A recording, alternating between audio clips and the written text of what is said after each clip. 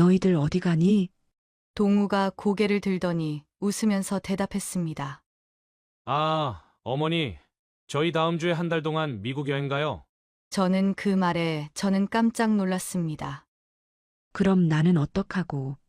제가 물으니까 윤서가 캐리어에 옷을 넣으면서 대수롭지 않게 말했어요.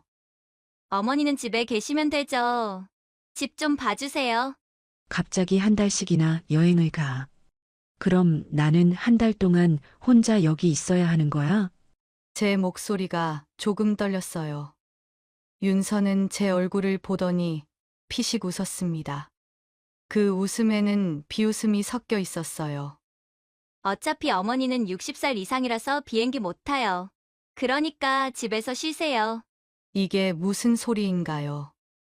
60살 이상은 비행기를 못 탄다니요. 그게 무슨 말도 안 되는 소리인가요? 저는 황당해서 말했습니다. 윤서야, 무슨 소리야? 내 친구들도 다 비행기 타고 여행 다녀. 실제로 시골 친구들 중에는 자식들이 해외여행을 데려간 사람도 있었어요. 일본도 가고 중국도 가고요. 나이가 많아서 비행기를 못 탄다는 건 말도 안 되는 소리였죠. 그런데 윤서는 제 말을 듣고 더 크게 웃었습니다. 친구분들은 60살 전에 갔나 보죠. 어머니는 비행기 안 타보셨으면서 아는 척하지 마세요. 그 말투가 너무 무례했어요. 저를 완전히 바보 취급하는 거였죠. 나도 그 정도는 알아. 나이 많다고 못하는 거 아니잖아. 제가 다시 말했지만 윤서는 코웃음을 쳤어요.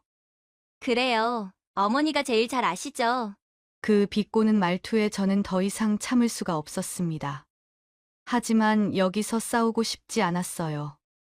나는 방에 들어갈게. 문을 닫고 침대에 앉았습니다. 나이가 많다고 비행기를 못 탄다니요. 저를 완전히 무식하고 바보 같은 사람으로 본 거잖아요. 나이가 많으면 뭐든지 모른다고 생각하는 건가요? 거짓말까지 해가면서 저를 놀리다니요. 방 안에서 숨을 고르고 있는데 거실에서 소리가 들렸습니다. 동우와 윤서가 대화하는 소리였어요. 여보, 좀 심하게 장난친 거 아니야? 장난인데 뭐 어때? 어차피 돈도 없어서 평생 비행기 못 탈 건데 뭐가 상관이야. 그 말을 듣는 순간 저는 숨이 멎는 것 같았습니다. 윤서는 저를 가난하고 무능한 사람으로 본 거예요. 동우는 뭐라고 더 말하지 않았습니다. 그냥 웃는 소리만 들렸어요. 아들마저 며느리 편인 거죠. 이 모든 일이 어떻게 시작되었는지 그 이야기를 처음부터 들려드릴게요. 안녕하세요. 저는 올해 71살 박미자입니다. 평생을 시골에서 농사만 지으며 살아왔죠. 해가 뜨면 밭으로 나가고 해가 지면 집으로 돌아오는 그런 삶이었어요. 그런데 몇 달 전부터 허리가 아프기 시작했습니다. 처음엔 그냥 나이 들어서 그런가 보다 했는데 점점 심해지더라고요. 밭일을 하다가도 허리를 펴지 못할 정도였습니다. 시골 병원에 갔더니 의사 선생님이 큰 병원에서 제대로 치료를 받아야 한다고 하셨어요. 그래서 서울에 사는 아들 동우한테 전화를 했습니다. 동우는 바로 서울로 올라오라고 했죠. 같이 살면서 치료받으라고요. 저는 사실 내키지 않았어요. 서울에서 살아본 적도 없고 아들 부부랑 같이 사는 게 편할 것 같지 않았거든요. 하지만 허리는 점점 더 아팠고 혼자서는 병원 다니기도 힘들었습니다. 그렇게 저는 평생 살던 시골집을 떠나 서울로 올라왔어요. 아들이 역까지 마중 나왔을 때 반가웠습니다. 차를 타고 아들 집으로 가는데 창밖으로 보이는 서울 풍경이 낯설기만 했어요. 높은 건물들, 빽빽한 차들, 바쁘게 걷는 사람들. 시골의 논밭과 산들만 보다가 이런 곳에 오니 벌써부터 숨이 막힐 것 같았죠. 집에 도착하니 며느리 윤서가 현관에서 저를 맞았습니다. 어머니, 오셨어요. 윤서의 인사는 형식적이었어요. 표정에서 반가움 같은 건 찾아볼 수 없었죠. 그래도 저는 괜찮다고 신경 쓰지 말자고 생각했습니다. 제 방은 작은 방이었어요. 침대 하나, 옷장 하나가 전부였지만 저한테는 충분했습니다. 첫날부터 저는 최대한 조용히 지내려고 노력했어요. 아침에 일어나도 부엌에 먼저 나가지 않았습니다. 동우와 윤서가 출근 준비를 다 마칠 때까지 방에 있다가 나왔죠. 저는 그저 병원 다니는 것 말고는 할 일이 없었어요. 병원은 일주일에 2번씩 갔습니다. 물리치료를 받고 약을 타오고 그게 전부였죠. 처음엔 동우가 같이 갔는데 2번째부터는 혼자 가라고 했어요. 병원이 집에서 가깝다면서요. 저는 알겠다고, 괜찮다고 했습니다. 혼자서도 충분히 갈 수 있었으니까요. 서울 생활은 정말 낯설었어요. 엘리베이터를 타는 것도, 카드로 문을 여는 것도, 인덕션으로 요리하는 것도 다 처음이었습니다. 며느리는 제가 뭘 물어보면 귀찮다는 표정을 지었어요. 그래서 저는 물어보는 걸 점점 줄였죠. 모르는 건 혼자 천천히 익히면 되니까요. 저녁 시간이 가장 어색했습니다. 동우와 윤서는 거실에서 텔레비전을 보거나 각자 핸드폰을 봤어요. 저는 그 사이에 껴서 앉아 있는 게 불편했습니다. 대화를 시도해봤지만 쉽지 않았어요. 오늘 날씨가 참 좋더라. 제가 말을 꺼내면 동우는 그렇게 대충 대답했죠. 네, 맞아요. 그리고는 다시 핸드폰을 봤습니다. 윤서는 아예 대꾸도 안 했어요. 저는 금방 방으로 들어가곤 했습니다. 거기 있는 게 민폐 같았거든요. 밤에 방에 누워 있으면 생각이 많아졌어요. 나는 왜 여기 있는 걸까? 허리 치료 때문이라고 스스로를 위로했지만 마음 한편으론 외로웠습니다. 시골에 있을 때는 혼자여도 외롭지 않았어요. 밭에 나가면 할 일이 있었고 동네 사람들과 이야기도 나눴죠. 하지만 여기서는 아무것도 할 수 없었습니다. 그냥 방에 있거나 병원에 가거나 그게 전부였어요. 며칠이 지나면서 저는 윤서의 시선을 느끼기 시작했습니다. 제가 거실을 지나갈 때, 부엌에서 물을 마실 때, 그 시선은 차갑고 불편해 보였어요. 마치 제가 이 집에 있는 게 싫다는 듯한 표정이었죠. 저는 더 조용히, 더 눈에 띄지 않게 지내려고 노력했습니다. 그러던 어느 날, 제가 거실 소파에 앉아 있을 때였어요. 윤서가 친구한테 전화를 하면서 저를 힐끗 쳐다봤습니다. 요즘 좀 답답해. 집에 사람이 많아서. 그 말을 듣는 순간 가슴이 철렁했어요. 저를 두고 하는 말이란 걸 알았으니까요. 저는 곧바로 방으로 들어갔습니다. 문을 닫고 침대에 앉아 한숨을 쉬었죠. 나는 여기서 짐이구나. 그런 생각이 들었습니다. 동우도 달라졌어요. 처음에는 잘 챙겨주더니 시간이 지나면서 무관심해졌습니다.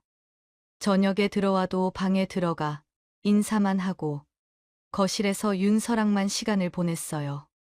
저한테 말 거는 것도 점점 줄어들었죠. 병원은 어떻냐? 허리는 괜찮냐?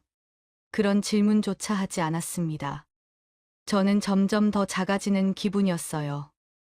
마치 투명인간이 된 것 같았죠. 아침에 일어나도 저녁을 먹어도 아무도 저를 신경 쓰지 않았습니다. 저는 그저 이 집 한구석에 있는 짐짝 같았어요. 밤마다 방에 누워 생각했습니다. 내가 왜 여기 있어야 하지?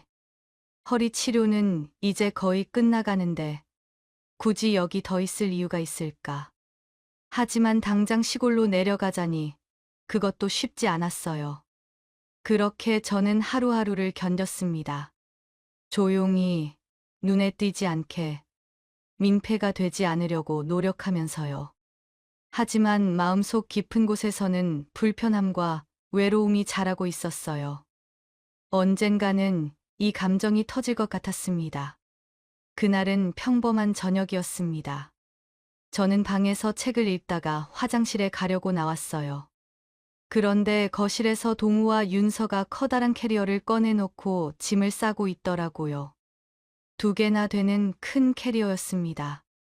저는 궁금해서 물어봤죠. 너희들 어디 가니? 동우가 고개를 들더니 웃으면서 대답했습니다. 아, 어머니, 저희 다음 주에 1달 동안 미국 여행 가요. 저는 그 말에 깜짝 놀랐습니다. 1달이나 여행을 간다고요. 그럼 저는 어떻게 되는 거죠? 그럼 나는 어떡하고? 제가 물으니까 윤서가 캐리어에 옷을 넣으면서 대수롭지 않게 말했어요. 어머니는 집에 계시면 되죠. 집 좀 봐주세요. 1달 동안 혼자 이 집에 있으라니 저는 당황스러웠습니다. 갑자기 1달씩이나 여행을 가. 그럼 나는 1달 동안 혼자 여기 있어야 하는 거야? 제 목소리가 조금 떨렸어요. 윤서는 제 얼굴을 보더니 피식 웃었습니다. 그 웃음에는 비웃음이 섞여 있었어요. 어차피 어머니는 60살 이상이라서 비행기 못 타요. 그러니까 집에서 쉬세요. 이게 무슨 소리인가요? 60살 이상은 비행기를 못 탄다니요. 그게 무슨 말도 안 되는 소리인가요? 저는 황당해서 말했습니다. 윤서야, 무슨 소리야? 내 친구들도 다 비행기 타고 여행 다녀. 실제로 시골 친구들 중에는 자식들이 해외여행을 데려간 사람도 있었어요. 일본도 가고 중국도 가고요. 나이가 많아서 비행기를 못 탄다는 건 말도 안 되는 소리였죠. 그런데 윤서는 제 말을 듣고 더 크게 웃었습니다. 친구분들은 60살 전에 갔나 보죠. 어머니는 비행기 안 타보셨으면서 아는 척하지 마세요. 그 말투가 너무 무례했어요. 저를 완전히 바보 취급하는 거였죠. 동우는 옆에서 아무 말도 하지 않았습니다.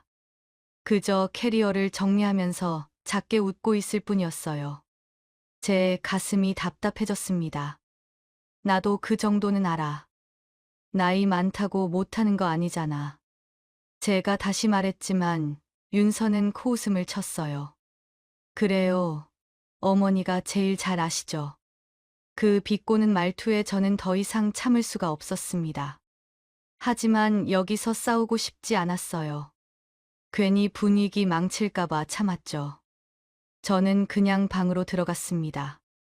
나는 방에 있을게. 문을 닫고 침대에 앉았어요. 손이 떨렸습니다. 화가 나서 그랬는지, 억울해서 그랬는지 모르겠어요. 나이가 많다고 비행기를 못 탄다니요. 저를 완전히 무식하고 바보 같은 사람으로 본 거잖아요. 나이가 많으면 뭐든지 모른다고 생각하는 건가요? 저는 평생 시골에서 농사만 지었지만 텔레비전도 보고 신문도 봤습니다. 비행기 정도는 당연히 알죠. 친구들이 여행 다녀온 얘기도 들었고요. 그런데 며느리는 저를 아무것도 모르는 사람 취급했어요. 게다가 거짓말까지 해가면서 저를 놀렸죠. 방 안에서 숨을 고르고 있는데 거실에서 소리가 들렸습니다. 동우와 윤서가 대화하는 소리였어요. 문틈 사이로 새어나오는 목소리가 또렷하게 들렸죠. 동우가 먼저 말했습니다. 여보, 좀 심하게 장난친 거 아니야? 윤서가 대답했어요. 장난인데 뭐 어때? 어차피 돈도 없어서 평생 비행기 못 탈 건데 뭐가 상관이야. 그 말을 듣는 순간 저는 숨이 멎는 것 같았습니다. 윤서는 저를 가난하고 무능한 사람으로 본 거예요. 동우는 뭐라고 더 말하지 않았습니다. 그냥 웃는 소리만 들렸어요. 아들마저 며느리 편인 거죠. 저는 주먹을 꽉 쥐었습니다. 화가 치밀어 올랐어요. 제가 돈이 없다고요. 저는 평생 농사를 지으면서 돈을 모았습니다. 한 푼 한 푼 아껴가면서 남편이랑 둘이서 열심히 모은 돈이에요. 남편이 돌아가시고 나서도 저는 혼자 농사를 지으며 돈을 모았죠. 통장에는 7억이나 있습니다. 물론 동우는 몰라요. 제가 얼마나 가지고 있는지 말한 적이 없으니까요. 하지만 그렇다고 해서 저를 돈 없는 사람 취급하는 건 너무하잖아요. 게다가 비행기를 못 탄다는 거짓말까지 하면서 저를 놀렸어요. 완전히 바보 취급한 거죠. 저는 침대에 누웠습니다. 천장을 보면서 생각했어요. 나는 왜 여기 있는 걸까? 허리 치료 때문에 여기에 왔지만 치료는 이제 거의 끝났어요. 병원도 이제 두세 번만 더 가면 됩니다. 굳이 여기 더 있을 이유가 없죠. 그런데 저는 여기서 이렇게 무시당하며 살아야 하나요? 며느리한테는 바보 취급받고 아들한테는 무관심 속에 방치되고요. 저는 이 집에서 짐이고 귀찮은 존재일 뿐이에요. 그렇다면 계속 여기 있을 필요가 없죠. 마음속에서 무언가가 부글부글 끓어올랐습니다. 분노였어요. 아니, 분노보다는 결심에 가까웠죠. 저는 더 이상 참지 않겠다고 생각했어요. 며느리가 저를 무시했으니 저도 가만히 있지 않겠다고요. 언젠가 며느리가 후회하게 만들어야겠다고 다짐했습니다. 밤새 잠을 제대로 못 잤어요. 머릿속에서 온갖 생각이 맴돌았죠. 어떻게 해야 할까? 어떻게 해야 며느리가 저를 함부로 대한 걸 후회할까? 그 생각만 하다가 아침이 밝았습니다. 다음 날 아침, 저는 일찍 일어났습니다. 평소보다 일찍 나와서 부엌에서 물을 마시고 있었어요. 동우와 윤서는 아직 방에 있었죠. 저는 거실 소파에 앉아서 멍하니 창밖을 바라봤습니다. 어젯밤 일이 계속 머릿속을 맴돌았어요. 윤서가 저한테 한 말들이 귓가에 맴돌았습니다.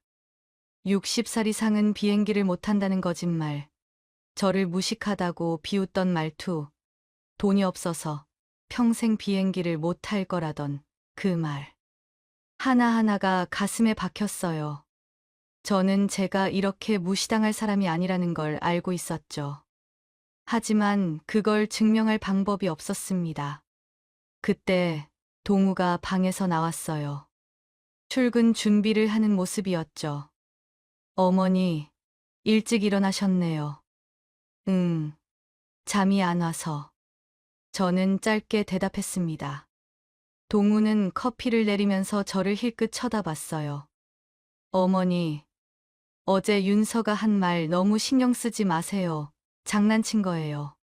그게 장난으로 들렸나요? 저는 동우를 똑바로 쳐다봤습니다.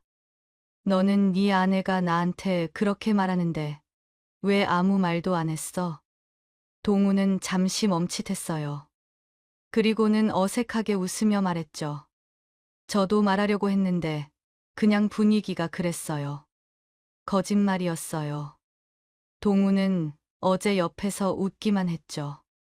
며느리가 저를 놀릴 때 함께 웃었어요. 저는 한숨을 쉬었습니다. 동우는 그냥 커피를 들고 방으로 들어가 버렸어요. 저는 혼자 거실에 남았죠. 아들마저 저를 무시하고 있다는 생각에 가슴이 답답했습니다. 잠시 후에 윤서도 나왔어요.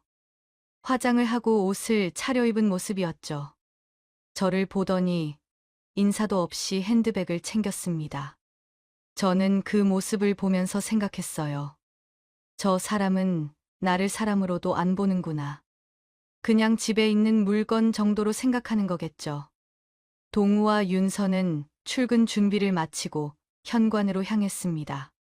저는 소파에 앉아서 그들을 지켜봤어요. 문을 열고 나가려는 순간 윤서가 돌아보며 말했죠. 어머니, 저희 없는 동안 집 잘 부탁드려요. 아무것도 건드리지 마시고요. 그 말에 저는 피식 웃음이 나왔습니다. 마치 제가 뭘 망가뜨릴 사람처럼 말하는 거예요. 저는 대꾸하지 않았습니다. 그냥 고개만 끄덕였죠.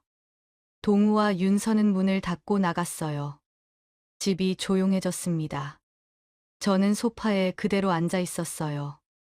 머릿속에서 어제부터 계속된 생각들이 정리되기 시작했죠. 굳이 여기서 이렇게 무시당하며 살 필요가 없어요.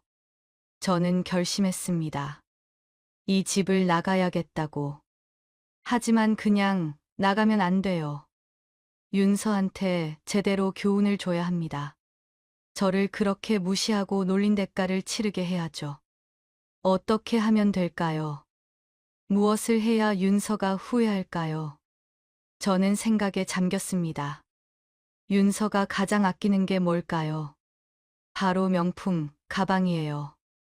윤서는 명품을 정말 좋아해요. 백화점을 집 앞 편의점 가듯이 자주 가죠.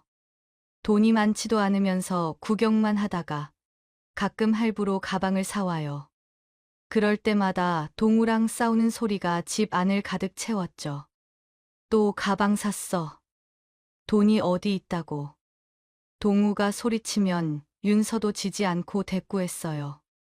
내가 번 돈으로 사는 건데 당신이 뭔데 참견이야. 그런 소리를 몇 번이나 들었는지 모릅니다.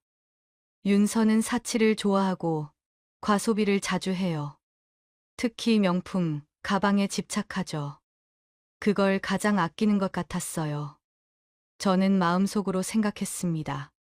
윤서가 가장 아끼는 그 가방들을 팔아버리는 거예요. 그럼 윤서가 얼마나 속상해할까요? 생각만 해도 통쾌했습니다.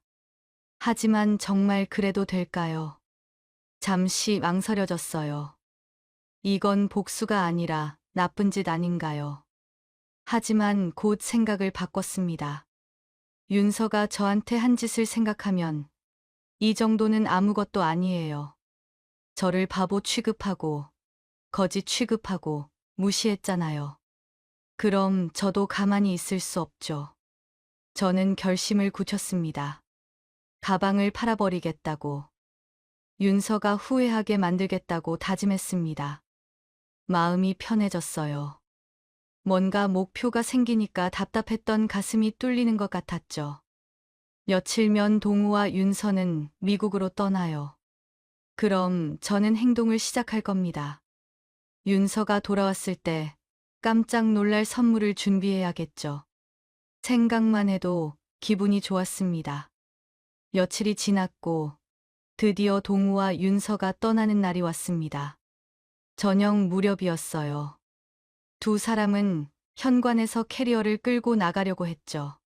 저는 거실에 서서 그들을 지켜봤습니다. 윤서가 저를 보더니 웃으면서 말했어요. 하지만 그 웃음에는 비웃음이 섞여 있었죠. 어머니, 저희 한 달 동안 잘 다녀올게요. 어머니는 나이 많으셔서 어차피 비행기 못 타니까 서운해하지 마세요. 또 그 소리였어요. 나이가 많아서 비행기를 못 탄다고요. 하지만 저는 참았습니다. 여기서 화를 내봤자 소용없어요. 대신 속으로 생각했죠. 너는 돌아와서 후회할 거라고요. 이번에도 동우는 옆에서 아무 말도 하지 않았어요. 그저 윤서가 하는 말을 듣고 살짝 웃기만 했죠.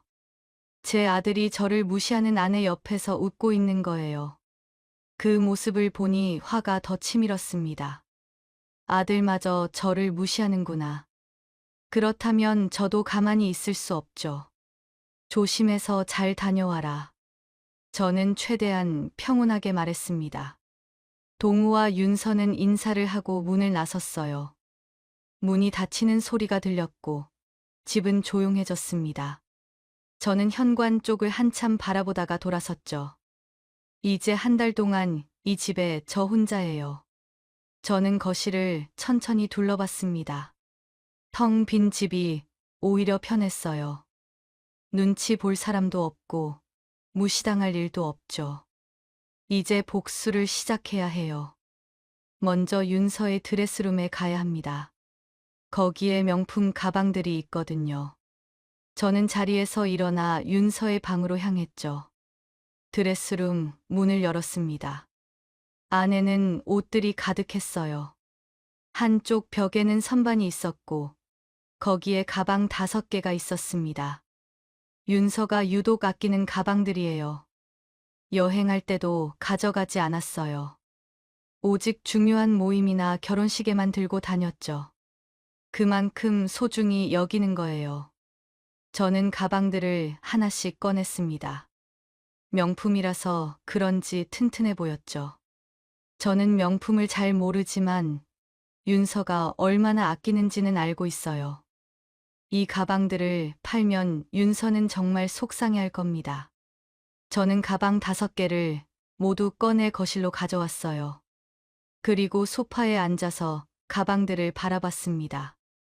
정말 이래도 될까 잠시 망설여졌어요. 하지만 윤서가 저한테 한 짓을 떠올리니 마음이 굳어졌죠. 저는 핸드폰을 꺼내 검색을 시작했습니다. 명품 가방을 파는 방법을 찾아봤어요. 중고 명품 매입하는 매장이 있더라고요. 집 근처에도 하나 있었습니다. 주소를 확인하고 영업시간도 체크했죠. 내일 아침에 바로 그 매장에 가야겠다고 생각했습니다. 가방을 팔고 그 돈으로 윤서한테 제대로 교훈을 줘야죠. 다음 날 아침, 저는 일찍 일어났습니다. 가방 5개를 큰 쇼핑백에 넣었어요. 저는 현관문을 열고 밖으로 나갔습니다. 핸드폰에 저장해둔 주소를 보면서 걸어갔어요. 20분 정도 걸려서 걸어간 매장 문을 열고 들어갔습니다. 매장 안은 깔끔했어요. 유리 진열장에 명품들이 가득했죠. 직원이 저를 보더니 웃으며 다가왔습니다. 어서 오세요. 무엇을 도와드릴까요? 가방을 팔려고요. 저는 쇼핑백을 들어 보이며 말했습니다. 직원은 고개를 끄덕이더니 가방을 하나씩 꺼내 확인하기 시작했어요. 하나하나 가격을 매기더니 총액을 계산해서 가격을 알려줬죠. 전부 합쳐서 1,000만 원입니다. 현금으로 드릴까요? 계좌이체로 드릴까요? 1,000만 원이면 생각보다 많은 돈이었어요. 저는 잠시 놀랐지만 침착하게 대답했습니다. 현금으로 주세요. 직원은 금고에서 돈을 꺼내 봉투에 넣어줬어요. 저는 봉투를 받아 가방에 넣고 매장을 나왔습니다. 집으로 돌아오는 길, 저는 봉투가 든 가방을 꼭 쥐고 걸었습니다. 마음이 복잡했어요. 후회되는 건 아니었지만 뭔가 찝찝한 기분이 들었죠. 집에 도착해서 저는 소파에 앉아 봉투를 열었습니다. 1,000만 원이 들어 있었어요. 저는 돈을 세어보지 않았습니다. 그냥 봉투를 다시 닫고 가방에 넣었죠. 이제 이 돈을 어떻게 할까요? 제가 가져갈까요? 아니면 윤서한테 돌려줄까요? 저는 한참을 고민했습니다. 그러다 좋은 생각이 떠올랐어요. 용돈이라고 주는 거예요. 그럼 자기 가방을 판 돈인 줄 모르고 좋아할 거예요. 이게 완벽한 복수죠. 저는 다음 날 은행에 갔습니다. 1,000만 원을 들고 가서 윤서 계좌로 입금했어요. 그리고 핸드폰을 꺼내 카카오톡을 보냈습니다. 윤서야, 너희 미국 여행 간다고 해서 늦었지만 용돈 보낸다. 여행 잘 다녀와라. 메시지를 보내고 나니 속이 후련했습니다. 저는 집으로 돌아와 소파에 앉아 답장을 기다렸어요. 용돈을 보낸 후 몇 시간이 지났습니다. 저는 거실 소파에 앉아 텔레비전을 보고 있었어요. 그때 동우한테서 영상통화가 왔죠. 저는 전화를 받았습니다. 화면에 동우와 윤서의 얼굴이 나타났어요. 두 사람 모두 환하게 웃고 있었죠. 배경을 보니 호텔 방 같았습니다. 어머니, 동우가 먼저 소리쳤어요. 목소리에 흥분이 가득했죠. 어머니, 용돈 받았어요. 정말 감사해요. 윤서도 옆에서 웃으며 말했습니다. 어머니, 이렇게 많이 주시면 어떡해요? 1,000만 원이나 되는데요. 두 사람은 정말 기뻐 보였어요. 저는 침착하게 웃으며 대답했습니다. 걱정하지 말고 재밌게 잘 놀고 와. 동우가 고개를 끄덕였어요. 어머니, 정말 감사해요. 이 돈으로 쇼핑도 하고 맛있는 것도 많이 먹을게요. 윤서도 손을 흔들며 말했죠. 어머니, 갈 때 선물 꼭 사갈게요. 감사합니다. 두 사람은 계속 웃으며 이야기했어요. 저는 그 모습을 보면서 속으로 생각했습니다. 저게 자기 가방 판 돈인 줄도 모르고 좋아하고 있네. 정말 한심하다고요. 그래. 잘 쓰고 와라. 나는 괜찮으니까 걱정하지 마. 저는 담담하게 말했습니다. 동우와 윤서는 또 한 번 감사하다고 인사하고 전화를 끊었어요. 저는 핸드폰을 내려놓고 소파에 기대 앉았습니다. 통쾌했어요. 정말 속이 시원했죠. 윤서가 그렇게 아끼던 가방들을 판 돈으로 좋다고 쇼핑을 하고 있을 거예요. 그걸 생각하니 웃음이 나왔습니다. 나중에 돌아와서 가방이 없어진 걸 알면 얼마나 놀랄까요? 생각만 해도 기분이 좋았어요. 저는 자리에서 일어나 창밖을 바라봤습니다. 서울의 거리가 내려다 보였어요. 사람들이 바쁘게 오가고 차들이 달리고 있었죠. 저는 문득 생각했습니다. 이제 복수도 했고 허리 치료도 끝났는데 굳이 여기 있을 이유가 없잖아요. 저는 방으로 들어가 서랍을 열었습니다. 통장을 꺼내서 잔액을 확인했어요. 7억이 있었죠. 이 돈이면 충분합니다. 새로 집을 구해서 혼자 살 수 있어요. 아껴 쓰면 남은 인생 동안 부족함 없이 편하게 눈치 보지 않고 살 수 있죠. 저는 이 집을 나가겠다고 결심했습니다. 동우와 윤서가 돌아오기 전에 이사를 하는 거예요. 저는 바로 핸드폰을 꺼내 부동산 앱을 검색하기 시작했습니다. 너무 큰 집은 필요 없었어요. 저 혼자 살 거니까 작은 아파트면 충분하죠. 하지만 주변에 병원이 있어야 하고 큰 마트도 가까워야 해요. 생활하기 편한 곳이면 좋겠죠. 여러 동네를 둘러봤습니다. 지금 사는 곳에서 멀지 않은 곳을 찾았어요. 걸어서 30분 정도 되는 거리였죠. 그 동네는 복잡하지 않고 조용했습니다. 하지만 주변에 병원도 있고 대형 마트도 있었어요. 완벽한 곳이었죠. 저는 그 동네에 있는 아파트를 검색했습니다. 15평짜리 작은 아파트가 있었어요. 가격은 3억 원이었죠.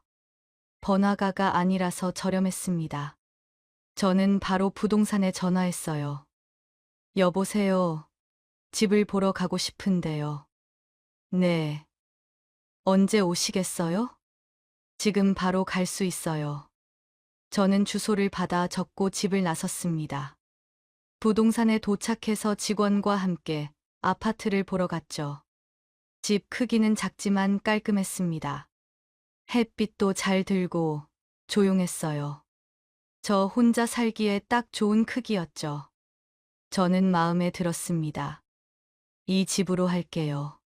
저는 결정했습니다. 직원은 놀란 표정이었어요. 보통은 여러 집을 둘러보는데 저는 바로 결정했으니까요. 하지만 저는 확신이 있었습니다. 이 집이면 충분했거든요. 계약은 빠르게 진행됐습니다. 저는 통장에서 3억 원을 송금했어요. 남은 돈은 4억 원이었죠. 이 돈으로 아껴 쓰면서 살면 부족함 없을 거예요. 집을 구하고 나니 마음이 홀가분했습니다. 이제 이사만 하면 돼요. 저는 집으로 돌아와서 짐을 싸기 시작했습니다. 제 짐은 많지 않았어요. 옷가지 몇 벌, 책 몇 권, 그게 전부였죠. 이사는 빠르게 끝났습니다. 작은 트럭 하나면 충분했어요. 저는 새 집으로 이사했고 짐을 풀기 시작했죠. 작은 집이지만 제 물건들을 놓으니 아늑했습니다. 이제 이 집이 제 집이에요. 저는 소파에 앉아 주변을 둘러봤습니다. 조용하고 평화로웠어요. 누구 눈치도 보지 않아도 되고 무시당할 일도 없죠. 만족스러웠습니다. 저는 점점 새 집에 적응하기 시작했어요. 주변 마트도 둘러보고 동네를 산책도 했습니다. 생각보다 편했어요. 혼자 사는 게 외롭지 않았죠. 오히려 자유로웠습니다. 일주일쯤 지났을 때 저는 문득 생각했습니다. 동우와 윤서가 곧 돌아오겠죠. 그때쯤이면 제가 없어진 걸 알게 될 거예요. 그리고 윤서는 자기 가방이 없어진 것도 알게 되겠죠. 생각만 해도 통쾌했습니다. 저는 소파에 앉아 차를 마셨어요. 창밖으로 조용한 거리가 보였죠. 저는 이제 여기서 살 거예요. 제 인생을 제 방식대로 살 겁니다. 더 이상 누구한테도 무시당하지 않을 거예요. 며칠이 더 지나고 저는 새 집에 완전히 적응했습니다. 아침에는 산책을 하고 낮에는 집안일을 했어요. 저녁에는 텔레비전을 보거나 책을 읽었죠. 평범한 일상이었지만 행복했습니다. 어느 날 저는 달력을 보다가 깨달았어요. 동우와 윤서가 돌아오는 날이 일주일 남았더라고요. 곧 두 사람은 한국에 돌아올 겁니다. 그때 제가 없어진 걸 알게 되겠죠. 저는 약간 긴장됐습니다. 동우가 전화하면 뭐라고 말해야 할까요? 하지만 저는 이미 결심했어요. 다시는 동우 집으로 돌아가지 않겠다고요. 윤서한테 무시당하며 살 수 없습니다. 저는 핸드폰을 켜서 동우 번호를 받습니다. 미리 전화해야 할까요? 아니면 그냥 두 사람이 돌아올 때까지 기다릴까요? 저는 고민하다가 그냥 기다리기로 했습니다. 어차피 곧 알게 될 텐데 미리 말할 필요는 없죠. 저는 핸드폰을 내려놓고 창밖을 바라봤습니다. 해가 지고 있었어요. 노을이 아름다웠죠. 저는 그 노을을 보면서 생각했습니다. 제 인생도 노을처럼 아름답게 끝나면 좋겠다고요. 남은 시간을 평화롭고 행복하게 살고 싶었습니다. 드디어 일주일이 지났습니다. 동우와 윤서가 한국에 돌아오는 날이었어요. 저는 소파에 앉아 핸드폰을 보고 있었습니다.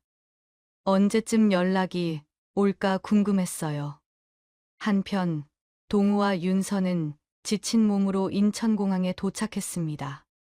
긴 비행으로 피곤했지만 한 달간의 여행은 정말 즐거웠죠. 제가 보낸 용돈 1,000만 원 덕분에 쇼핑도 실컷 하고 맛있는 것도 많이 먹었거든요. 택시를 타고 집으로 가는 내내 윤서는 신이 나 있었습니다. 여보, 이번 여행 정말 최고였어. 어머니가 용돈까지 보내주셔서 더 좋았고, 동우도 고개를 끄덕였어요. 그러게, 어머니한테 나중에 선물 꼭 드려야겠어. 두 사람은 집에 도착했습니다. 현관문을 열고 들어가는데 집이 너무 조용한 거예요. 평소 같으면 제가 마중을 나왔을 텐데 아무 인기척이 없었죠. 어머니, 저희 왔어요. 동우가 큰 소리로 불렀지만 대답이 없었습니다. 윤서도 이상하다는 표정을 지었어요. 동우는 제 방으로 갔습니다. 문을 여는 순간 동우는 얼어붙었죠. 방이 텅 비어 있었거든요. 침대도, 옷장도, 제 물건들도 모두 사라졌어요. 여보, 이거 뭐야? 어머니 방이 완전히 비어 있어. 동우가 당황해서 소리쳤습니다. 윤서도 놀라서 방으로 뛰어왔어요. 두 사람은 멍하니 빈 방을 바라봤죠. 설마 이사 가신 거야? 윤서가 조심스럽게 말했습니다. 동우는 황급히 저한테 전화를 걸었어요. 오후 3시쯤이었을 거예요. 제 핸드폰이 울렸습니다. 동우였죠. 저는 숨을 한 번 크게 쉬고 전화를 받았습니다. 여보세요. 어머니, 저 지금 집에 도착했는데 어디 계세요? 동우의 목소리가 당황한 것 같았어요. 저는 침착하게 대답했습니다. 아, 나 이사했어. 이제 혼자 살려고. 네. 갑자기 이사요. 어디로 가신 거예요? 동우가 놀라서 물었습니다. 저는 짧게 대답했어요. 허리 치료도 다 끝났고 혼자 사는 게 편할 것 같아서. 너희도 불편했을 테니까. 아니에요, 어머니. 그게 무슨. 동우가 뭔가 말하려고 했지만 저는 끊었습니다. 나는 이제 혼자 살 거니까 걱정하지 마. 난 괜찮아. 그리고 전화를 끊어버렸어요. 동우는 핸드폰을 들고 멍하니 서 있었습니다. 윤서가 다가와서 물었죠. 뭐래? 어머니, 어디 가셨대? 이사 가셨대. 이제 혼자 사신대. 동우의 대답에 윤서는 잠시 놀란 표정을 지었어요. 하지만 곧 얼굴에 미소가 번졌죠. 그래, 어머니도 불편하셨나 보네. 사실 우리도 좀 불편했잖아. 윤서가 솔직하게 말했습니다. 동우도 고개를 끄덕였어요. 그렇긴 해. 근데 갑자기 이사를 가시다니. 뭐, 어때? 어머니가 편하게 사시겠다는데. 우리도 이제 편해지고 얼마나 좋아. 윤서는 오히려 기뻐 보였습니다. 동우도 사실 마음 한편으론 편해진 게 사실이었어요. 두 사람은 거실로 나와 캐리어를 풀기 시작했죠. 그래도 어머니 혼자 사시기 힘드시지 않을까. 동우가 조금 걱정스럽게 말했지만 윤서는 손사래를 쳤어요. 무슨 소리야. 어머니 건강하시잖아. 시골에서도 혼자 사셨는데 뭐. 그건 그렇지. 두 사람은 서로를 보며 웃었습니다. 그리고 박수까지 쳤어요. 솔직히 말하면 두 사람 다 속으로 좋았던 거죠. 이제 눈치 볼 사람도 없고 둘만의 공간이 생겼으니까요. 윤서는 신이 나서 캐리어에서 옷을 꺼내기 시작했습니다. 여보, 나 드레스룸 가서 옷 정리할게. 윤서는 드레스룸으로 들어갔어요. 미국에서 산 옷들을 정리하려고요. 선반을 열고 옷장을 열고 하나하나 자리를 찾아 넣기 시작했죠. 그런데 갑자기 윤서의 손이 멈췄습니다. 뭔가 이상했거든요. 분명 여기 있어야 할 게 없었어요. 윤서는 선반을 다시 확인했습니다. 그리고 얼굴이 하얗게 질렸죠. 내 가방들이 어디 갔지? 윤서가 중얼거리며 선반을 뒤지기 시작했어요. 하지만 아무리 찾아도 없었습니다. 그 소중한 명품 가방 5개가 모두 사라진 거예요. 안 돼. 이럴 리 없어. 윤서의 목소리가 떨리기 시작했습니다. 옷장 구석구석을 다 뒤졌지만 가방은 보이지 않았어요. 윤서는 패닉 상태가 됐죠. 윤서가 갑자기 비명을 질렀습니다. 거실에 있던 동우가 깜짝 놀라서 뛰어왔어요. 왜? 무슨 일이야? 윤서는 얼굴이 창백한 채로 선반을 가리키고 있었어요. 내 가방들이 다 없어. 5개 모두 다 없어졌다고. 윤서의 목소리는 떨리고 있었습니다. 동우도 놀라서 선반을 확인했어요. 정말로 가방이 하나도 없었죠. 진짜네. 어디 갔지? 내가 다 아끼던 가방들이야. 비싸서 할부로 산 건데 아직 할부도 안 끝났다고. 윤서는 거의 울 것 같은 표정이었습니다. 두 사람은 드레스룸을 샅샅이 뒤졌어요.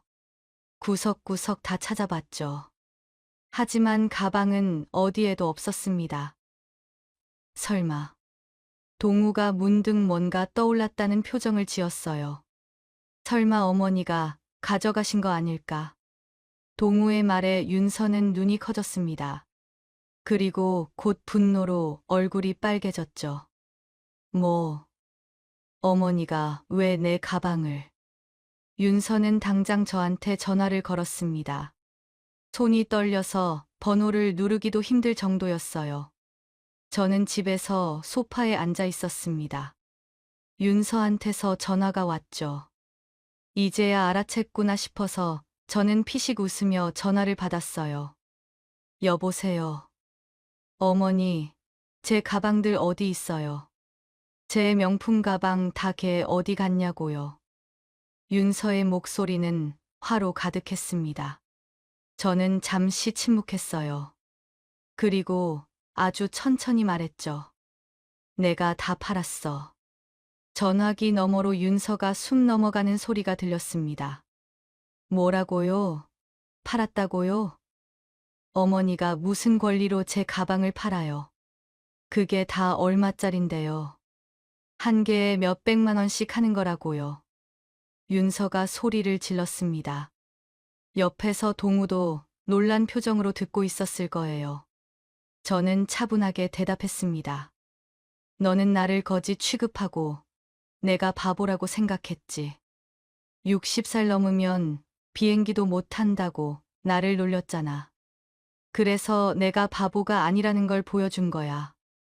어머니, 그건 그렇다 쳐도 어머니가 왜 제 가방을... 윤서는 말을 잇지 못했습니다. 저는 계속 말했어요. 너는 나한테 돈도 없어서 평생 비행기 못 탈 거라고 했잖아. 근데 나도 돈 있어. 그럼 가방 팔고 남은 돈이라도 주세요. 지금 당장요. 아직 가방 할부도 안 끝났다고요.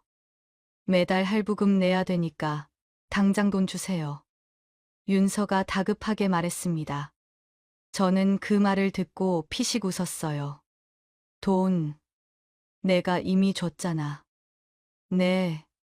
어머니, 그게 무슨 소리예요? 윤서야, 내가 용돈 보내줬잖아. 1,000만 원. 설마 미국에서 다 쓰고 온 거 아니지? 저는 천천히 비웃듯이 말했습니다. 전화기 너머로 윤서가 숨을 헐떡이는 소리가 들렸어요. 윤서는 그제야 깨달은 거죠. 제가 보낸 용돈 1,000만 원이 바로 자기 가방을 판 돈이었다는 거요. 어머니. 윤서의 목소리가 떨렸습니다. 분노와 당황이 뒤섞인 목소리였죠. 너는 그 돈으로 미국에서 실컷 쇼핑하고 맛있는 거 먹었지. 너 가방 판 돈으로 말이야. 제 말에 윤서는 더 이상 아무 말도 하지 못했습니다. 그리고 갑자기 비명을 지르더니 핸드폰을 바닥으로 던지는 소리가 들렸어요. 쾅 하는 소리와 함께 전화가 끊겼죠.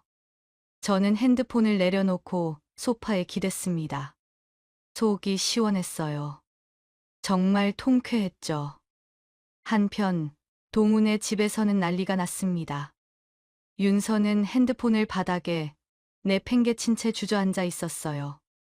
얼굴은 새하얗게 질려 있었고 온몸이 떨리고 있었죠. 동우가 윤서를 부축했지만 윤서는 대답하지 않았습니다. 그저 허공을 바라보며 중얼거렸어요. 내 명품 가방, 그 돈으로 내가 쇼핑하고 먹고 놀았다고? 윤서는 충격에 빠진 것 같았습니다.